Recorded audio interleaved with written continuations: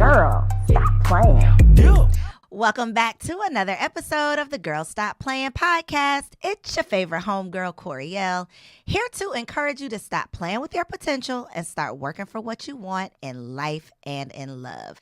Y'all already know that I believe you can make the money and you can get the honey. You can have it all as long as you are willing to work. So it is my goal to bring you the information and the conversations that help you do just that. Now, this week's episode is a special show because I'm about to introduce you to an inspirational working woman. I gotta let y'all know though, in case you have not already heard, my latest book, my third book, is now available. It's called Nobody Is Coming to Save You. It's a collection of short stories from inspirational women just like you who have pulled themselves up, picked up the pieces, and figured out how to save themselves. One of the amazing authors that is featured inside of the book is today's guest. I gotta welcome my girl, Jessie Nicolette, to the studio. Hey, Jessie. Hey, girl. Hey. Okay, so we gotta put some respect on your name. So let me give you a proper introduction. Jessie is a proud HBCU alumni. Shout out to all the HBCUs out there. She attended Alabama A&M University, where she obtained her accounting degree and has created a notable career in the accounting industry. With over a decade of experience, as well as founding her own accounting firm, JSM Financial Services. And like I said, y'all, we got to make the money, okay? Making the money and getting the honey is a part of this dream. So your girl is here to help us get it together. Welcome to the show. Thank you. Come on, introduction. Yes. Come on, go Bulldogs. Yes. Come on, Bulldogs and Tigers. Hey, TSU. I used to spend some time at Alabama, and we actually played in a classic or something when I don't know if they still do that, but back when I was in school, we played each other. So we don't have a rivalry or anything, but we did used to beat y'all. Okay. Just a couple times or every time. I don't know. I see. So because you are a HBCU grad, because there's a special place in my heart for HBCU students, alumni, lovers, supporters, all of the people, I just want to start by asking you, what made you choose an HBCU? Thank you so much. First of all, thank you so much for being here. Of course. But choosing an HBCU, I really didn't even think about it at first. I'm like a first generation college student. Okay. Right? So I was never like, okay, I got to go to college. I'm going to do this. And so I applied for a bunch of different colleges, and I ended up at A&M because my guidance counselor in high school, she came in there and she was like, all right, everybody is finna apply to A&M because it's $10. So bring your $10, you're going. I love it. And so a lot of other opportunities kind of didn't pan out, and it panned out, and I'm so glad it did because the HBC experience is one like no other. So now I'm just like the biggest advocate. Yes. All my nieces and nephews and everybody like, no, go to a HBC. Yes. It's a different experience. Are you from Alabama? Yes, you I'm are from Mobile, Alabama. Shut up. Where Mardi Gras originally. You know that my dad is from Mobile, Alabama. You didn't know that. I didn't but know let me just let you in on a that. secret. Yes, my father's from Mobile. He lives there right now. Currently, my dad's side of my family is in Mobile. It's such a small world. It is. Because you don't meet many people who even have heard of Mobile, Alabama. Mobile. Until Kanye. I think Kanye put y'all on the map with his Kanye's workout song, and one of the girls was from Mobile, Alabama. Okay. And we have a lot of Mob people from City. Mobile. Yes, Mob City. I love it. Yes. Okay, so Alabama A&M in the building. Shout out to the guidance counselor though, because so many of our decisions are based on the opinions of, the adults in our lives. And I had someone else on the show that was, talking about the fact that they didn't see the value in going to college because nobody around them was stressing the importance or talking about, the benefits of actually attending. And a lot of times it does come down to the people you look up to or the people who are around you who can lend their experience or their expertise to, kind of steer you in the right direction. And it's obviously the gift that keeps on giving because now you are sharing that with other people who, may not know how amazing an HBCU experience so can be. amazing.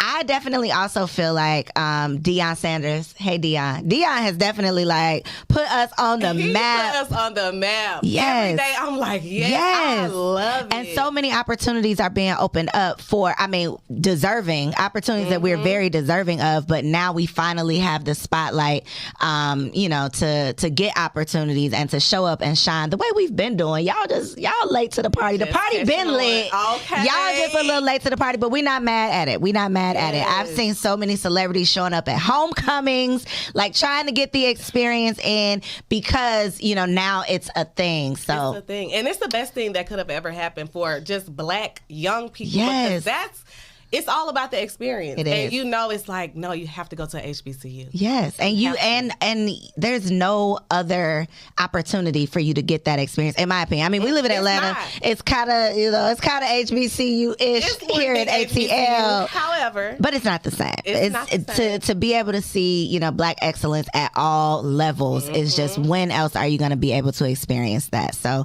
if you are a college student, I don't think I got too many college students in the audience, but if you are a parent of a college student and you don't quite grasp the beauty of being of getting the HBCU experience, check it out. At least go on a tour. That's all it took for me. So I went to TSU. I was living in Tennessee at the time. Drumline had just came out. I went and saw TSU and I didn't want to leave. And I just knew, and they gave me a scholarship. Shout out to the coins, because that definitely was a part of the persuasion. But it definitely was like, there's nothing else out here like that. So shout out to that. What made you study accounting though? I know, right? Because I be like, oh, the numbers, the math do not be math. Look, and I've always liked math, but I wasn't one of those people that was like, okay, I'm going to go be an accountant. I was like the student that changed their major 5 times. Really? Girl, what was your first major? Do you remember? Psychology. Okay. Then I was going to be a teacher. Then I called my mom and she was like, no, girl, I don't think you can do that. And I was crushed. So I went into business. She told you wasn't going to make no money? Why did she say She you was that? just like, I don't think you'll be good with dealing with all those kids. Oh, She just really crushed all my dreams. And I was like upset about it for a while, but I was like, girl, maybe you're right. Maybe you saved me. Right. And then I went into business management, then finance, and I took my first accounting one-on-one class when I think I was finally at finance. And I just nerded out. You loved it. Degree at Alabama A&M University. And I just loved it. And I fell in love with it from that first accounting class. And I was like, okay, this is it. This was Wow. So one thing that, I went to school to be a teacher and there was no change in my mind. Like I knew what I wanted to do. But looking back, now that I'm an entrepreneur, the people who studied accounting or the people who studied marketing or the people who got their MBA or mass communications, there's so many ways for you to transfer those skills into so many different industries. Like there's so much flexibility when you have that finance foundation or when you have that business foundation. And again, I don't think people were really having those conversations with us about the importance of choosing your major and the opportunities of what you could do based on the major that you choose. Because I got some girlfriends that chose I hope they're not watching, but they chose interdisciplinary studies, and it's like, sis, what are you going to do with that? Like, what are you going to finish? You're going to get a degree, but what are you really going to do with that? But we didn't a lot of times have that guidance of what this degree means and what opportunities, could come from this degree. So inside this book though, pan in, get it, you got it, close up, nobody's coming to save you. Inside of this book, in your chapter specifically, on page 110. Okay. You said something that I thought was super inspirational and also a point where a lot of people I think can appreciate, a lot of people might currently be at. You said, I chose to reclaim my sanity by choosing work that didn't stress me out and wasn't so draining. And so I wanted to bring that point out specifically and talk about that a little bit, because a lot of us choose these majors, degrees, professions based on this dream of what it's gonna be, and then we graduate and we get into it and we have the title, we've climbed the ladder, we've done the thing, and we're literally at the top of the mountain, and then it's this is not what I was expecting it to be like. This is not what I thought it would feel like. It's not as fulfilling as I thought it was going to be. And I think so many people have that experience. So I want you to talk a little bit about what were the details of that experience for you. For me, it was like you said, I got to the top of the mountain. I was making great money. You know, I was at the top of this company, but I was so stressed out and dealing with, I mean, I don't want to put anybody on blast, but kind of like Horrible Bosses. You ever see that movie? It was just like the worst experience. Like, people were going home every day crying. This man was making 70-year-old women, you know, it was just a miserable experience. And since I was kind of like basically running everything and serving as a buffer between him and the people, it was just too much. And I'm just like, okay, no, I can't do this, because now it's gotten to where I'm coming home crying and I'm bringing it home. And it's just like, no, I'm not serving my purpose. And I would just always pray like, man, God, use me, you know what I mean? And show me what my purpose really is. And I would be so kind of like, not jealous, but kind of look at other people that's like singers or this, or just know like, this is what I'm supposed to be doing. What they love to do. Yeah, what they love to do.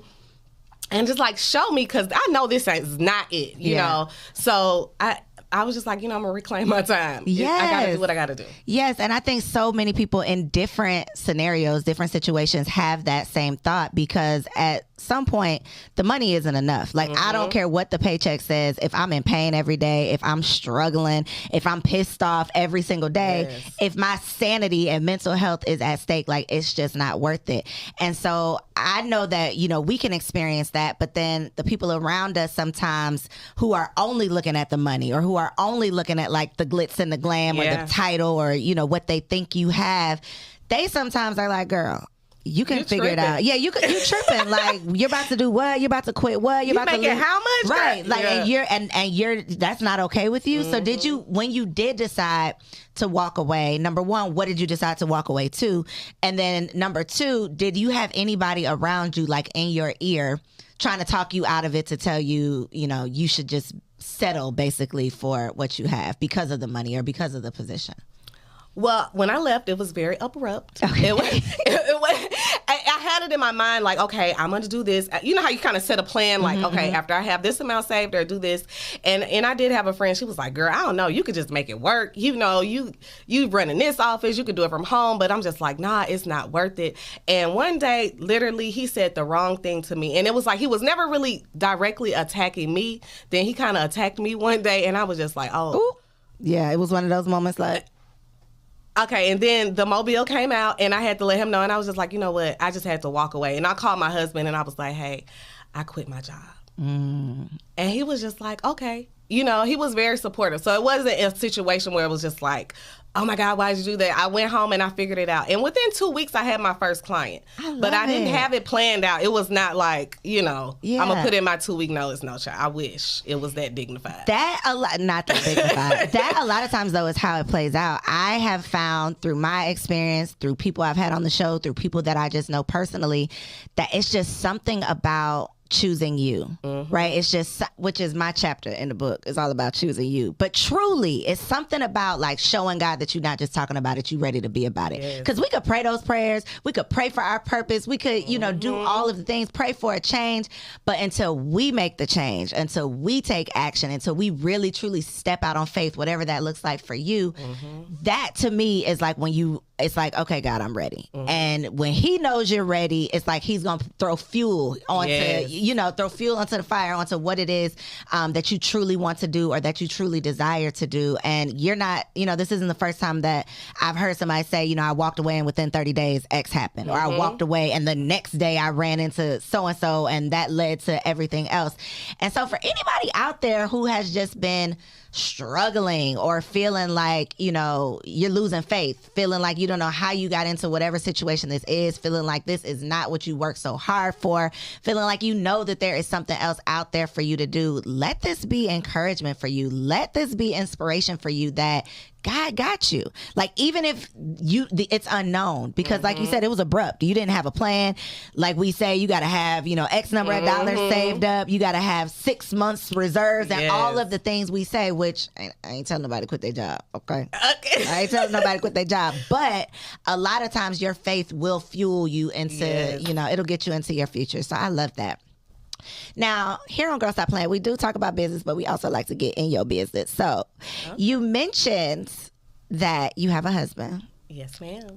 But he's not your first husband, is he? He is not. Let's talk about it. Okay, let's get it. Okay, let's talk about it. So, after divorce. I'm not going to talk about, because what we're not going to do is disrespect the current husband. So we're not going to talk too much about the first husband. But I want to talk about the transition, because for a lot of women who have experienced divorce, who have left, or even left like a lengthy relationship where they thought it was going to be there forever, they can feel frustrated. They can start losing faith. Like they can really start to feel like, maybe, this is not for me. Maybe I'm not meant to be married. Maybe I'm not meant to be a wife. Maybe I'm not meant to experience true love. So what was the season like in between, leaving one marriage and meeting your husband? Peaceful. Oh, okay. Peace. Okay. Okay. When I got out of that first situation, I got married really young. You're still really young, so I knew that one. Thank you. Come on, really young, yes. But I was 24 when I got married. Oh, wow. So okay. I was really young. So was this like a college sweetheart? No, okay. honey, listen. Okay. it was very Atlanta. It was very Atlanta. Let me not say that. No, okay. But he was older. He was a lot older than me. Okay. And he was more established. I didn't know a lot, and the situation just wasn't, what it was supposed to be. And so it really was a point in that relationship where I was calling my mama every day crying, and she just pray about it, baby, pray about it. And so I finally just was like, okay, I'm gone. That's that's the first, I feel like, big girl, when I had to really put on my big girl panties. Yourself. The first time I really had to save myself. And just getting out of that, child, I remember being in my apartment for like one of the first times by myself. And I sat there and I was like drinking my wine and watching TV with me and my dog, and I just laughed until I cried because I was so happy, because like you can't really appreciate peace until you just was living in chaos and toxicity. And I feel like on social media, everybody wants to make it seem like they're so cool to be toxic, but y'all, no, and not until you've really been through something like that. So it was just peaceful. And I got a chance, I dated, I did me, and I really just spent a lot of time with myself. You know what I mean? I love that. So, okay, so I wasn't expecting that answer. I love that answer, though. I love that for you. And I love that, that's your truth, because so many people think that if you leave a situation or if you end up divorced, it's going to be like the worst thing ever. Like you're going to be so sad and depressed and, all of the things, which I'm sure there might have been some sadness that came along with it. But nothing can replace your peace. Nothing, no man is worth your mental well-being. And no title, because a lot of times we get caught up in these situations because, like you said, social media has hyped you up that, your situation is what everybody wants. And then you stay in something based on the fact that other people, make you feel like you should just want this thing, or you should just be happy that you have this husband, even if it is toxic. So I love that for you. Yeah. So at what point did you, I guess, feel ready to get into, another relationship? Well, I met my husband now about 2 years later. And I never really been like, okay, now I'm searching for a man or I'm ready now. I just really was doing me. Like I dated, I had a, rebound or whatever. And I just kind of focused on me. And when I met my husband now, I was just not even focusing on dating or anything. I wasn't pressed about it. You know what I mean? And so it kind of just happened. It kind of really just happened. Did you feel like there was like any stigma around being young and divorced? Like, did you ever feel some type of way, or were you really just happy to have released that baggage? Well, before I left, I felt some kind of way because, before I left, I had a lot of people, even my mom and different people like, do you really want to leave this situation? You're in a good situation. And you're thinking that, like, I'm going to be young, divorced, you know what I mean? But, like, once I got out of it, I'm like, at the end of the day, people are going to talk about you regardless. Facts. And absolutely nothing and no one can replace your peace. Period. So once I got to a point, I'm just like, I really honestly don't care. And I would have to tell my family and friends, like, listen, I really don't care what your friends and everybody think. Like, this is what it is. I'm happy. Like, get on board with it. Yes, because it takes more courage to leave than to just stay in a situation. Fact. Because everybody's going to say, like you said, they're looking from the outside looking in, like, girl, you got a good life. And I'm like, girl, I'm miserable. You don't even know what's going on. You don't over even here. know. Yeah. You know what I mean? But we do that so often, especially with social media. Like, social media is the the gift and the curse, because, you know, you can make so many connections, you can elevate yourself, you can grow a business, all of the things, but you can also get caught up in looking at what you think other people have and then using that as a reflection of what you feel like you lack. And so a lot of times we look at, you know, women who inspire us, who are, you know, bossed up and doing the damn thing. We look at couples who inspire us that look like they're so happy, but you literally do not know what's going on behind the scenes until the divorce announcement comes, and then you like, wait a minute, no, y'all was my goals, and I just thought y'all had it all together. And so, again, that's why you got to be your own goals. That's why you have to be focused on what is for you versus like stalking what everybody else got going on, because you don't know how they got it. Number one, you don't know how long they're gonna be able to keep it. You don't know what it's taken to maintain it, you know, and a lot of times it's just not what the outside, you know, the outside perception of it is. So I love that. I also want to just stop and just say, we here in the city of Atlanta, where they say it ain't no straight single black man, and homegirl done got two. Okay, she on her second husband. So for anybody out there who has been talking themselves out of the love that you desire, that you deserve, who has been, you know, quoting all the statistics about how many men to women it is, it's 24 women to one man. None of that stuff matters. Like, forget all the rules. You are the exception to the rules. The statistics do not have anything to do with your story, and my girl is proof of that. So you have a little baby. I do. Just one, right? Just one. Are you going crazy? I am. Yeah. And I'm tired as hell. Yeah. You look good, though. You don't look tired. Thank you. Thank you. Yeah. I'm kind of going crazy, too. You know, it's one of those things. I feel like motherhood is one of those things that people lie. People don't talk about the truth. The honest Nobody truth. tells you. Nobody tells you. Like, why y'all ain't... I called my friends and was like, girl, why y'all ain't say nothing? Why you just acting like it's all good? Because then when you don't feel like it's all good, you think something's wrong with you. Yeah. Or you think that you're crazy. I have had the thought so many times, like, is this what mama's been doing all these years? Is this what y'all have been doing? All this time. How? I specifically remember my son might have been like a month old, and I was just riding in the car thinking about the show 16 and Pregnant, thinking like, how the hell Get those babies. How the hell were you 16 years old doing this, figuring this out? Because I was old, okay, geriatric. I was 35 when I had my son, right? Me too. I was 34. The most prepared that I could have possibly been, financially, mentally, married, had a partner, all of the things that you think that you need to become a mother. And I still don't, not even didn't. I still every day am just like, you still here. You know, like, you still here. I'm responsible for you. What are you going to eat today? You know, like all of the things every single day. And it all falls back really on the mama. At the end of the day. Two married women.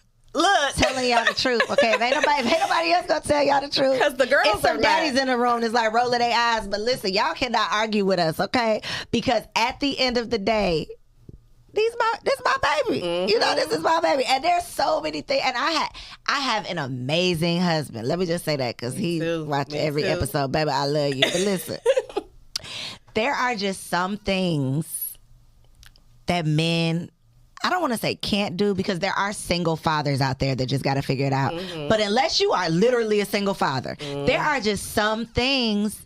There's things that happen every single day that my husband has no idea, like how this is getting done.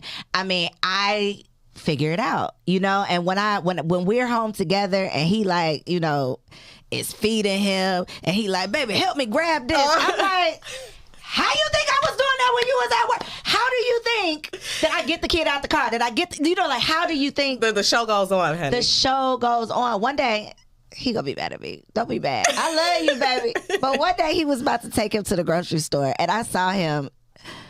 Don't be mad at me, okay? I saw him packing up the stroller, and I'm like, you know, there's grocery carts at the grocery, like you're gonna put the baby in the cart. What are you doing with that stroller? You know, it's just so many things that it's just like you could tell your ass don't be taking this baby nowhere because you're not even prepared. He will rather not go. Like I don't need whatever I needed. I don't need it bad enough to take this child anywhere.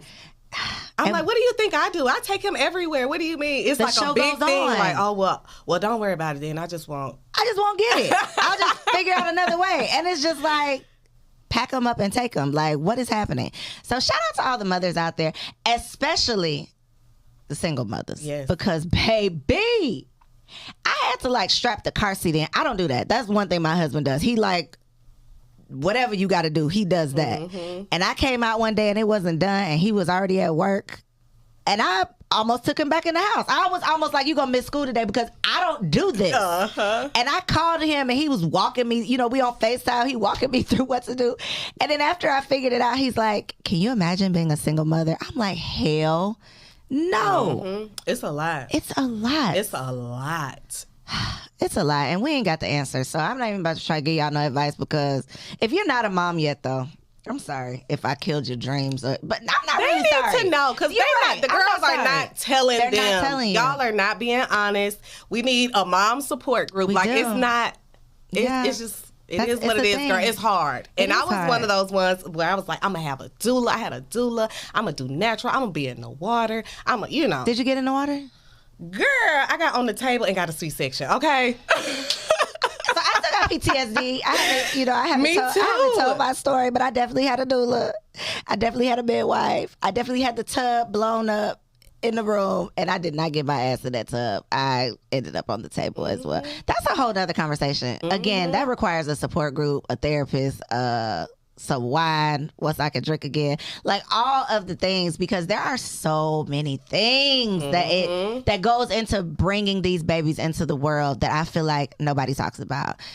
People talk about morning sickness. They talk about such surface level temporary things, that trivial things, that the real stuff nobody talks about. So we're gonna have to talk about it. Sitting there looking like, what the hell? And again, there's no turning back. We here now. We here now. The baby's coming. And I'm like, I wanted to be here so bad. You just think it's going to be like, I got my cute little baby, And it took us a while to get pregnant. We had to go through like fertility treatments. Really? Yeah. Can we talk about that? Yeah.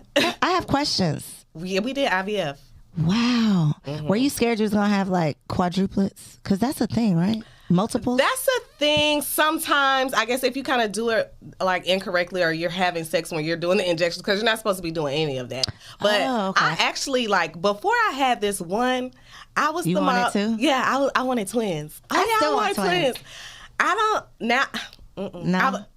You're not about to laugh. Kyle has twins. You see him shaking his head. Yeah. I just take one at a time. God, give me one more. I still got one, too, but I have a low egg reserve. Okay, wait. Pause. So tell us about the process, because, again, this is one of those things that I feel like so many things you don't know until you have to do it yourself. So what made you do it? First of all, like, what made you say, okay, was it just that y'all were trying and you weren't getting pregnant, or like what was the pre-IVF? Well, we tried, and then I did get pregnant, but then it ended up being in my tube. A topic. Okay. So I had to get one of my tubes removed. Okay, and sorry. Thank you. And so after that, I went to a fertility doctor to try to see like what was going on, if I could really, because you can still get pregnant with one tube, but then going through that process, I found out I had a low egg reserve. How do you find that out? Like, they do a procedure? Yeah, they do a bunch of tests. So when you first go to the fertility doctor, they test everything. They test the one tube you have. They test your egg reserve. They test everything. And so when I went through that, so like it's a chance, but it's not a good chance. So we went full steam with the IVF. And that's 1,000 needles.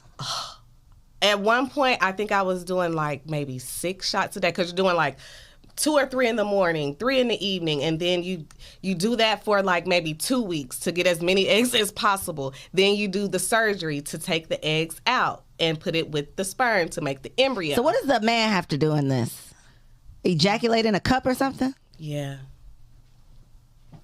And then after you finish that cycle, now that's not it. Once you're ready to put the embryo in, if you get embryos, Because sometimes you don't even get embryos. There's women that have been going through this for years that I've met that still don't have a baby. You know what I mean? So it's like, so we went through putting one in, and we actually, the first embryo didn't stick. We lost that one. That was devastating after all of that. And then the second part of it, after you do the egg retrieval, you have to start the shots again.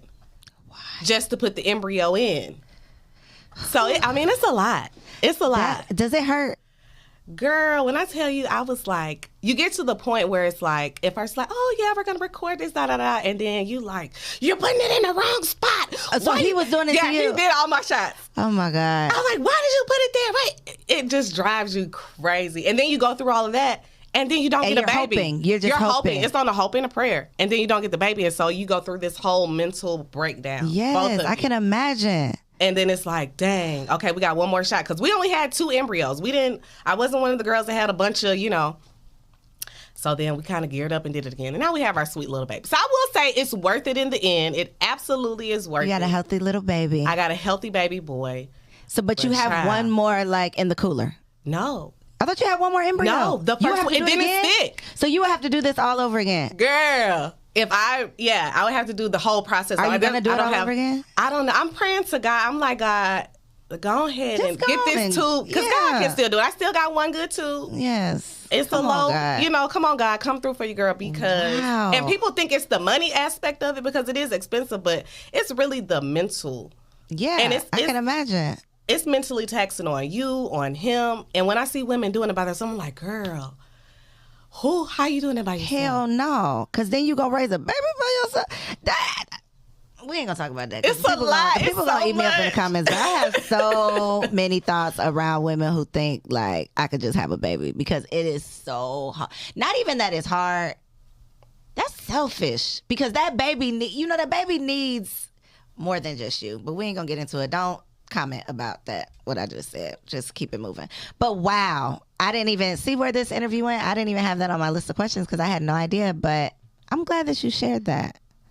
No. And I always want to share because I feel like when I was going through it, it's hard to find people that look like you that are really kind of sharing, you know? Yeah, it because the girls just want to suffer in silence. Or they just want to show up with a baby and you don't know that there was a struggle behind it. So then if you struggle, you think something's just wrong with me, which is why it's so important to have these conversations.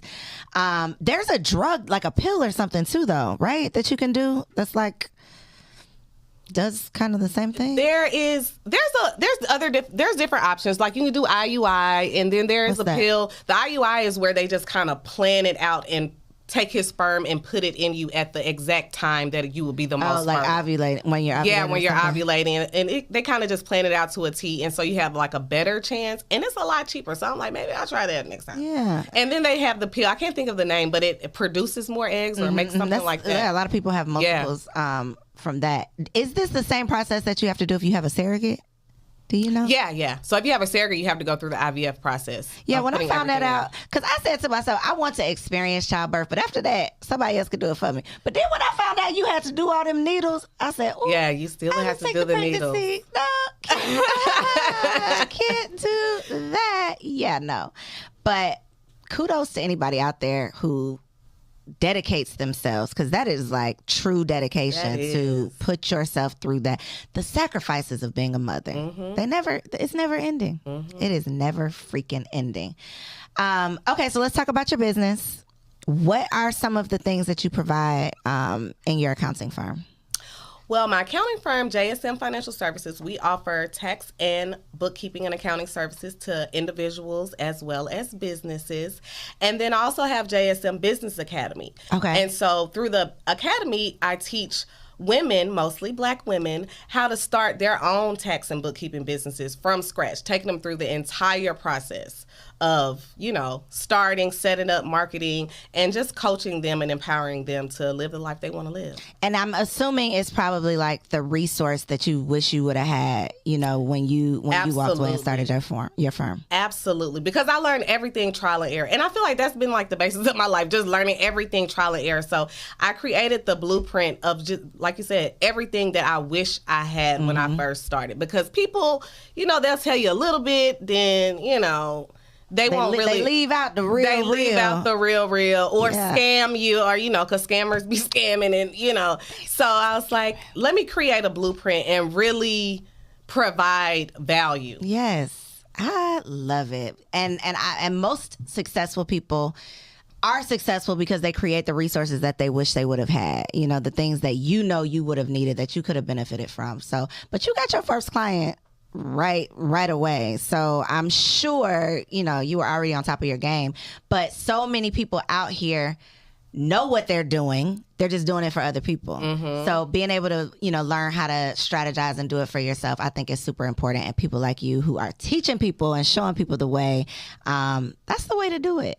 So y'all got up in her business, but even more in her chapter inside of this book that's available right now. I'm going to make sure I link it below so you can grab your copy. One of several inspiring stories of Black women who didn't wait on a savior. They figured out how to save themselves. So, Jessie, look right here in this camera and let the people know how they can find you on social media, where they can connect with you online, how they can enroll in your course, and all the good things. You can enroll in my course at jsmbusinessacademy.com. I am on social media on all networks as Jessie Nicolette. That's JESSINICOLET. And connect with me. Yes. Via DM, message me, whatever, get at me in these social media streets. Get at your girl. Y'all, you tuned in to another bomb-ass episode with another beautiful spirit here to share her story. Thank y'all for tuning in. Grab your copy of the book, and I'll see you on the next episode. Peace. Girl, hey, I hope you enjoyed that video. This channel is all about encouraging you to stop playing with your potential and start working for what you want in life and in love. So make sure you hit that subscribe button so that you'll be notified when the next video drops. And comment below and let me know what you want to see on the next video. Peace out.